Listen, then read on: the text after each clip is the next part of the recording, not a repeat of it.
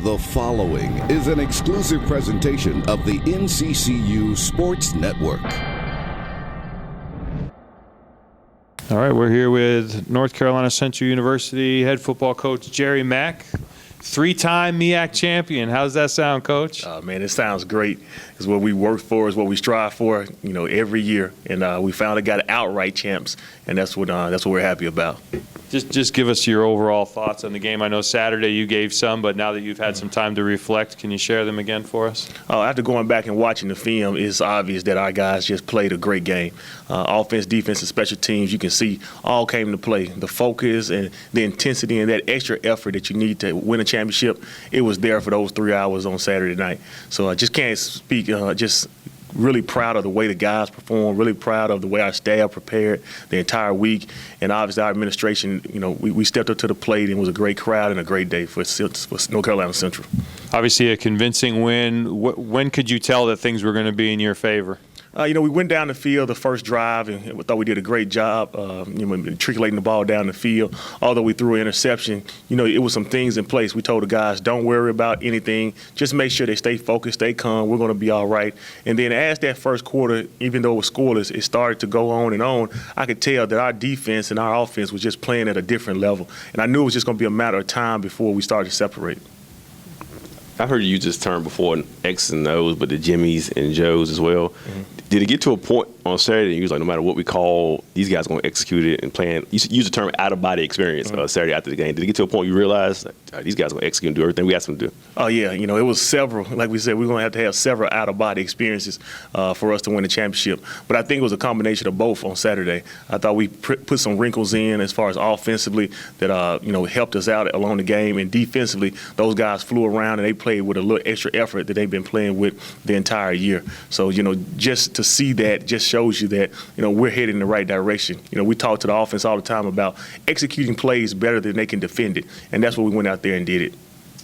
Coach, what has been like the last couple of days after the celebration on Saturday night after the game and all the people and everything? What's been the residual effect of that celebration like? And what was the celebration like for you? It was great on Saturday night. It's continued to still be great. You talk about celebrating the win 24 hours afterwards. Where here it is 72 hours afterwards. It seems like we're still celebrating.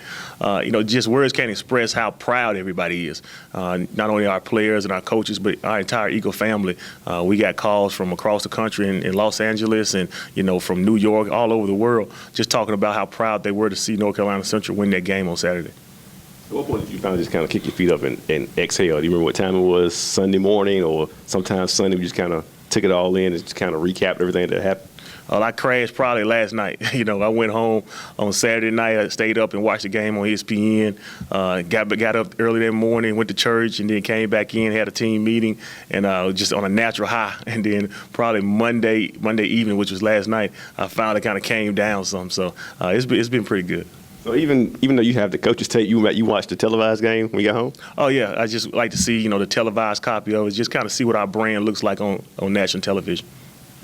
I watched televised version too, but did you notice how much they hyped up A&T and how much love and something they got, and how much, Central has to do this or they're going to be in trouble, A&T doing this right, they're going to be okay? Did you notice that watching the broadcast? Well, that's expected. That's kind of what they've been doing the entire year. So, we went into the game probably a 14-point underdog. So, I think our guys took that, and they ran with it. And it was supposed to. It's a little bit form of a disrespect, and we felt like we had been disrespected a lot during the course of the year. So, they did what they were supposed to do and went out there and won the game. Because at the end of the day, it's about the players on the field. After the game, you gave a shout-out to the 2014 team and 15 team. A lot of players were there on the sideline. What was it like to see those guys come back and be a part of this and want to be a part of this third straight championship? Yeah, it was the epitome of what I talk about all the time is our tradition and our legacy. So, we've had an opportunity to win three straight championships here, and to see those teams from the 14 and 15 year, some of those guys I haven't seen since their last game. And to see those guys, root our team on the victory, it provided that little extra effort. And that's what we talk about. We talk about all the time, you're going to come back hopefully next year and try to, encourage your teammates on to victory, and that's what it's all about. When you see guys coming back that played here and they're on the sideline and they still love the program like that, that just shows you must be doing something right. I heard on the radio you said you had a recruitment dinner Saturday night. What were they talking about? Were they excited about the game and everything? They were ecstatic. You know, the atmosphere was amazing, and I think that's what you want. You want that kind of atmosphere. The goal is to get that kind of atmosphere at every home game. I was going to ask you too. Can you comment on if you can notice while you're coaching the game? Did you notice the atmosphere there during the game and everything? Were you able to take in all of that during? Yeah, our students did a great job. Our students did a great job of constantly putting pressure on A&T as far as getting loud. Our band was great as well. Just the entire crowd noise. When it's third down or the defense has to come up with a stop, things like that. They did a great job of being our 12th man out there. As far as the atmosphere goes, pregame, I mean, I know you're a coach and you're locked in, but do you ever get caught up in the moment of pregame, like, wow, this atmosphere is like ridiculous and some jawing going back and forth? Do you ever does that get your juices flowing sometimes? Nah, not really. I don't get caught up in all that kind of stuff. I'm more worried about our players and making sure that they're getting warm and getting loose where they need to be. All the jibber jab going back and forth, I could care less. Looking forward now, what's next for your team? I know this week is off and everything, but what's next for your team as we go forward here? More about preparation. We got a long time before we play another football game, so we want to make sure that we work those young guys out, try to get a jump on spring ball a little bit, just to develop some of those younger guys. And then once we finally know who our opponent will be in the Celebration Bowl, we'll start to focus more on those guys. It's funny you said they get a jump on spring ball. How big is these next, 2 or 3 weeks of extra practice you're going to get in? Oh, they're big. We got some young guys that we redshirted this year that we're really excited about. So now we can make sure that they really understand the playbook. We get a chance to spend some more time with those guys, and we don't have to really worry about game planning so much and just fine-tune our systems and our packages that's already in place. Do you have that experience of that time between a regular season game and a bowl game, and how to manage time and make sure you guys stay sharp? I don't. I've been on the phone probably for the last 2 days just getting ideas from different coaches that I know in the profession that have had preparation for a bowl game. So can you just speak on that just a little bit? What kind of advantages does this give you, when you jump into, because North Carolina Central has never done this before, have practices after the season's over with. Mm-hmm. So what kind of advantages you can get, as a jump for next year? You get a chance to look at some of your personnel. Some of these guys that's been out there on scout teams this year, get a chance to see how far they came along. We looked at them a lot in August doing camp, but since then they've been separate, and we haven't had a chance as coaches to really evaluate them. So now you kind of get a chance to see exactly how they've matured, how they've grown. We've seen some guys that they've put on some muscle mass over these last 4 months in season. And then, too, any wrinkles that we want to put in, we got plenty of time to look at the game plan and see what needs to be fixed and that we can handle. We may not see you for a while, so can you give a sense of how the guys are now can process or excited about, they have another game to play, playing in a bowl game? Oh, they're excited. We have a chance to make some history, and we have a chance again to go out there and play one more game. And for everybody knows this will be the last game of 2016. So I think they're looking forward to an opportunity to win a national championship, opportunity to play on ABC. So hopefully, when we come back after the Thanksgiving break, I think our guys will be pretty prepared. You said you've reached out, you've been on the phone with coaches the last couple of days. Anybody locally or any coaches you can name in particular who give you some good advice about how to prepare for this? Not necessarily. No coaches locally, I can't say that. Well, you're a SWAC guy, correct? Yeah, I coached 2 places in the SWAC. Okay. Is there a big difference between SWAC football and MEAC football? I think both brands are really good brands of football. I think the SWAC is a little bit more pass-happy league. They do a good job, I should say, of throwing and catching the football. The MEAC, probably because of the weather in this part of the country, it's probably a little bit more run-oriented conference than the SWAC. But both brands are really good brands, and both of them are good in their own respective ways. A lot of your guys throughout the year, their motivation was, A&T got more TV games, but it's probably safe to say that you'll settle for these last 2 TV games you got last weekend and the one coming up. You'll trade that in the other week, I imagine. Oh yeah, we talked about those guys in the spring. If you want a chance to play on television, the best way is you win all your conference games, you're gonna get a chance to play in the Celebration Bowl. So they went out there, and I guess they wanted to play on TV pretty bad. One particular guy I want to ask you about. It's been a lot of homecoming for a lot of different guys this year. Malcolm went to Virginia for the first time and played. Mike went to Baltimore and played. You got a couple Florida guys. Now Khalil goes back close to Atlanta, and I think he's from near Atlanta and gets to play. that play he made Saturday, riding into this game. But just talk about his play the last couple of weeks, and then that particular play, and then his game going to play closer to home in the ball game. Just really proud of him. He got hurt in 2015 and was unable to finish the season for us. And, just the rehab and the work that he put in to come back and give himself an opportunity to be successful this year, that just speaks volumes of what kind of character he has and his work ethic itself. And then to go out there, Saturday and make that one-handed catch, and now to get national exposure and him kind of to be the poster boy of the ticket sales for this week, get a chance to go home and represent. I'm sure he'll have a lot of fans there. I know you were in watching the game, and it was a big play, but did you have a certain reaction when he made that one-handed catch? I couldn't believe it. I really couldn't believe it. I never saw the referee signal touchdown, so I saw the emotions and I heard the crowd noise, and that's how I knew he scored.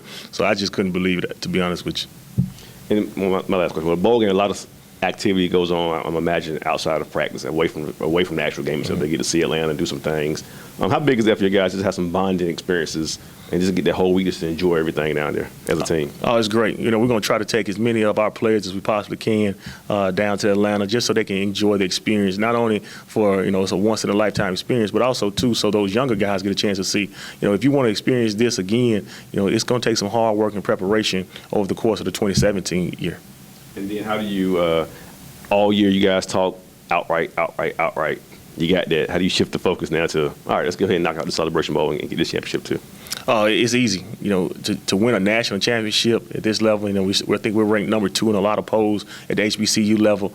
So we're still haven't reached our final destiny, and that's to try to be number 1. That's what we work for, and that's what the focus is for the next 3 weeks. That was a part of my thing. How do you get them to, maybe winning the MEAC is like, okay, we won it. We won the MEAC. The final, we're champs. But how you refocus for another game that's a month away? I think it's pretty easy. Once we start to shift the focus and the seniors and some of those guys understand it is definitely the last game of their career, I think it'll be easy for those guys to understand how important this game is, and just all the fanfare that's around the Celebration Bowl, to have an opportunity to showcase your talents on national television. I think that's what we're going to look most forward to. Do you think the last couple of weeks, Tariq Cohen gets a lot of attention. Do you think that Malcolm made a pitch for MEAC Player of the Year that last couple of games? I do. I think he definitely, probably gained some ground as far as potentially being the MEAC Offensive Player of the Year. But, Tariq is great. He's been doing it for 4 years. He's been a really good player. He's been kind of the spokesperson or the most celebrated player in this conference for the last couple of years. So, we still got some work to do. We got one more to try to finish it out. Brought them in here, so what is it like to have these 3 trophies behind you here? It feels great. One of the first challenges that the chancellor said to me after the first championship, she said, "Coach, it'd be great to have a row of these across the board." And so far, so good. We just got to keep it rolling. When you came here, all of you know, obviously, the trophies are behind you. All you know is success here. What was your blueprint or your pattern to get to this point where you win in 3 straight MEAC championships? We always wanted to make sure we felt like we would instill discipline and be a blue-collar organization. We try to do a great job of developing as many players as possible. You see, for us, we have walk-ons play. We have guys that are coming in as freshmen. We play freshmen. Anybody that can help us win a football game on Saturday has an opportunity to play, no matter what classification you are or no matter if you're on scholarship or not. And that's one of the things we just wanted to create a competitive atmosphere. And that's what we've done, I think. I think we put it together as a discipline program. And also, too, we've made it where everybody understands their role and they go out there and try to execute their role to the best of their ability. Could you even, in your wildest dreams, could you imagine 3 years in, 3 hardware behind you, trying to become your first coaching job like this? I could. In my mind, I think we should have 2 outright championships back to back. I think the first year, I think we were getting our feet wet, and I think those guys did a great job of overcoming a lot of our expectations. But we was, you go back to that first year, we probably lost 1 game. One of those losses, we probably, wish we could get back. But we haven't had. I think we had 3 MEAC losses in 3 years. This program and the kids we had in place and the guys we brought in, we're going to be able to win championships. Again, slaughtered with Gatorade probably or water. It was pretty cold outside, but no, to be honest with you, when you have your family come down there, you see my son come down on the field, and my wife and my daughter, they were able to come down. It just puts it all in perspective, man. They do a lot of things, sacrificing home to try to make sure that everything's right, so I can just go to work, and you just realize how blessed you really are. And how about after the game again? You said you've been contacted by a lot of people, whether it's text, emails, phone calls. Any of those that stand out, whether because of the message or because of who it was that contacted you?